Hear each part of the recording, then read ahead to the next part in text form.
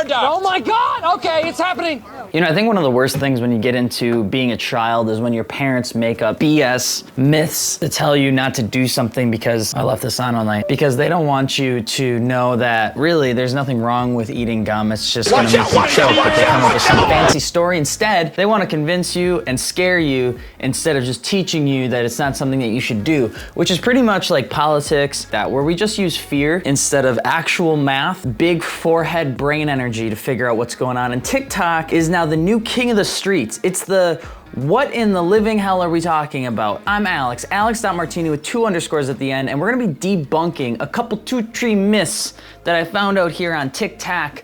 If you guys could drop a comment below, I'm responding to every single one. Let me know which myth you liked or hated the most, or which one you believe to be true. And then if you wanna send me some DMs on Instagram to send me your favorite TikToks to review, you can do that at Alex.Martini with 2 underscores, all right? What tire companies don't want you to know?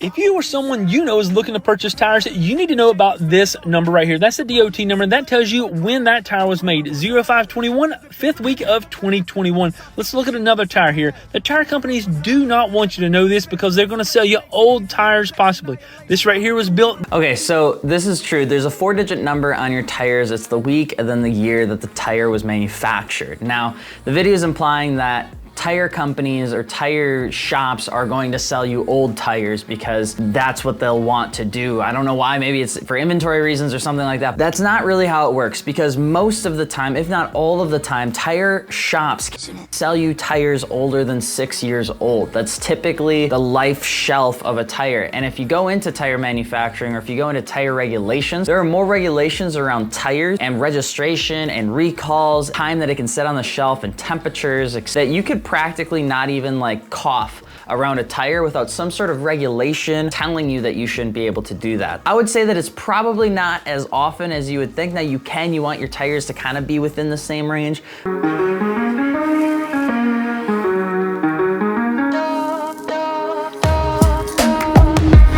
Okay, I've seen this one before. It takes 6 months to make a Rolls Royce. An average life of a Rolls Royce is 100 years, while a Toyota is made in 13 hours with a life of 10 to 15 years. You see, this is why I keep talking about the fact that it's like you pick and choose your information. It's like when you go to vote and they're only telling you the 30-second spiel on why the other person just hates that person. It's just, there's not enough here, okay? So it takes a Rolls Royce on average anywhere from 2.5 to 4 months to make a Rolls Royce, and it's because they're handmade. A lot of the stuff around a Rolls Royce is bespoke, it's handcrafted, hand-stitched, things like that. And what will extend a Rolls Royce production time is the amount of customization a customer would want on their Rolls Royce. It could take up to 6 months, but the average time frame is actually like 2.5 to 3 months for a standard Rolls, unless you're getting into specialty models. Now, the average life of a Rolls Royce car being 100 years old, I'm gonna call bullshit on that. I think it's actually around like 60 to 70, but a lot of times Rolls last a very long time is because they're not driven that much. They're driven occasionally to and from, and they're serviced an absolute ton. In fact, I think they say you can spend probably upwards towards $4,500 a year just in maintenance on your base entry-level Rolls, and you have to get it all done at Rolls-Royce dealerships because they want to maintain the quality, the pedigree, and the reliability of the car. A Toyota made in 13 hours, I also don't think is true. I think it's a little bit longer than that, and also say, now the whole point of this statement is to be like, be patient because it takes time to make things good. Like, it's an analogy to make you feel better that you're not getting what you want, when maybe the fact is that you're getting up at 9 o'clock in the morning and you get done with work at 3 o'clock in the afternoon, and then you don't do anything else outside of that. Maybe that's the reason why you're not getting anywhere. But hey, I'm proud of you for at least giving it your best shot. It's not that fast. Toyota takes a little bit longer than 13 hours. However, the 10 to 15 year cycle, that part is accurate. Now, where the myth comes to be is like that a Toyota doesn't last as long as a Rolls. A Toyota lasts considerably longer than a Rolls in terms of mileage. Maybe not in years, but in mileage. Maybe don't get your motivation from TikTok. Maybe get your motivation from your friends and your peer group. Maybe a teacher or the back of a Thin Mint box. Does AC burn car gas? So the running of AC does burn gas, but the open windows enhance the vehicle's aerodynamic drag, making the engine to work harder and burn more fuel. At that speed, the fuel efficiency drops 20% with windows down, while the rate is 10% with the air conditioning on. So this has been like a Mythbusters thing. If you have your AC on with the windows up, or if you have the windows down with the windows If you have the AC on with the windows up or the windows down with no AC on, what burns less gas? And there's only like 4 studies on this, so it's really hard to say confidently which one is right or wrong.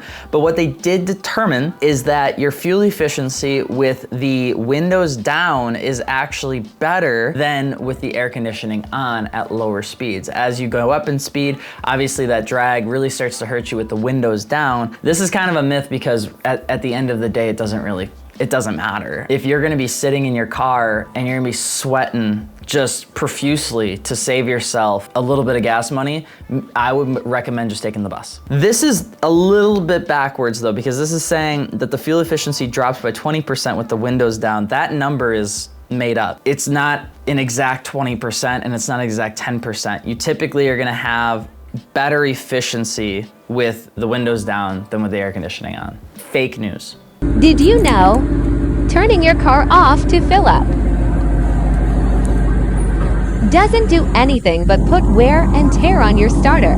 This guy's got like a Star Wars style rear splitter that I feel bad if anybody accidentally walks by and cuts their knee on it or their ankles. The reason you turn a car off is because of the static electricity that the car can essentially, I don't even know how to say, emanate, embody, create, engage. It does that. And it increases the risk of a fire. It increases the risk of a potential spark. It doesn't mean that it's high. It's very, very low, but it increases the chances of a fire occurring. And at gas stations where there's literally hundreds of thousands or tens of thousands of gallons of gasoline surrounded by sometimes dozens, if not hundreds of people at any waking moment, shout out to Quick Trip, it's just more of a thing you do to be safe than it is to do anything else. I don't think a starter is worth the risk of a fire. I don't think a starter is worth the risk of an explosion.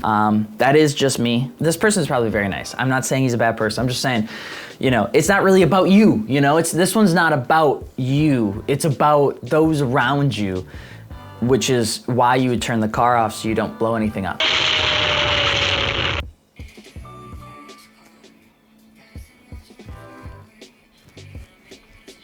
Fact, this one's true. It would take you a little bit longer to get to like the moon though. I think that's like 250,000 miles away or something like that. Either way, it's a very far away rock. Really happy for all the defense it's been playing over the last couple 100,000 years. So, quick backstory. Window is broke. Well, the window's not broke. The switch is broke. And if you roll the window down, it ain't going back up, resulting in this. So, I already know how this is gonna go. There's tape and there's dirt. It's gonna be brake cleaner or it's gonna be gasoline. I'm calling it right now. Oh God. where gasoline will get it off. And I was like, if this works, I should make a TikTok about it. So. Okay, so you can use gasoline, you can use brake cleaner, you can use an onslaught of tools. You could even use a 400 grit sandpaper if you wanted to get sticker junk off of your car. The problem is gas does ruin, if it's left on there, gas does ruin your car's clear coat. It does. It's just a fact of life. And if you've seen some of the cars where they spill out of the gas tank, that's disgusting, okay? And if you spill gas on your car and then leave it there, we need to talk, because that's unacceptable behavior. Just be a decent human being. That Toyota Avalon did nothing to you. Clean it up. You know better. Do better. The thing with gasoline, it does eat into your clear coat. You can use gasoline to clean off any sort of adhesive residue. My recommendation would be actually to there is adhesive residue remover that you can get for your cars, which don't eat into the clear coat, which is much better for you. But the important thing is after you use something that's as aggressive as gasoline or as aggressive as brake cleaner, is that you wash your car. Really wash it, get that junk off of it as fast as you humanly can. Otherwise it's gonna eat into the clear. And sometimes it'll even stain. If you have something like a single coat or a single stage Mazda Miata and you do this too, you may find yourself with a lot more of an issue than those with newer cars, because sometimes that older paint is so bad that it's eaten through the clear already, or there was no clear on the vehicle to begin with. You do this, it makes it worse, it'll fade the paint.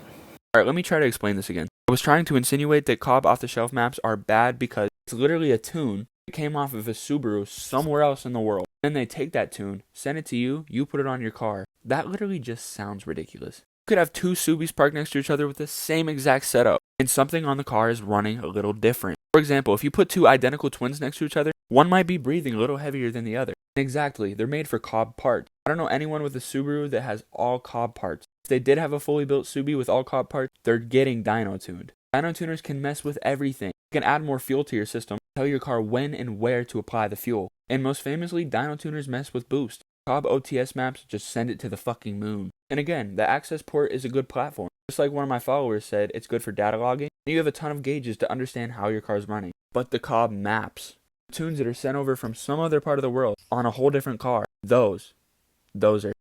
Hopefully I explained this better. And if I didn't, get dyno tuned. So, oh gosh, kind of? He seems nice. Cobb maps and access tuners in general, and any sort of flash tuners, it's not that black and white. Cobb, for instance, and their map tunes have a lot more that go into it than just take Cobb parts, add to car, figure out power, mass send out tunes in that specific exact program. A lot of times, it's important to remember that these flash tunes work in conjunction with other mechanical and electrical systems on your car, meaning that the Cobb AccessPort or any ECU tune doesn't inherently always override every other system the car has. There are actually notes on Cobb's website that walk you through what happens when you're running a car with the tune, maybe at a higher elevation, higher altitude, and it goes into explaining that there are other systems on the car that will work with the tune to ensure that you're not running too lean. It'll actually run less boost. It works in conjunction with those sort of things.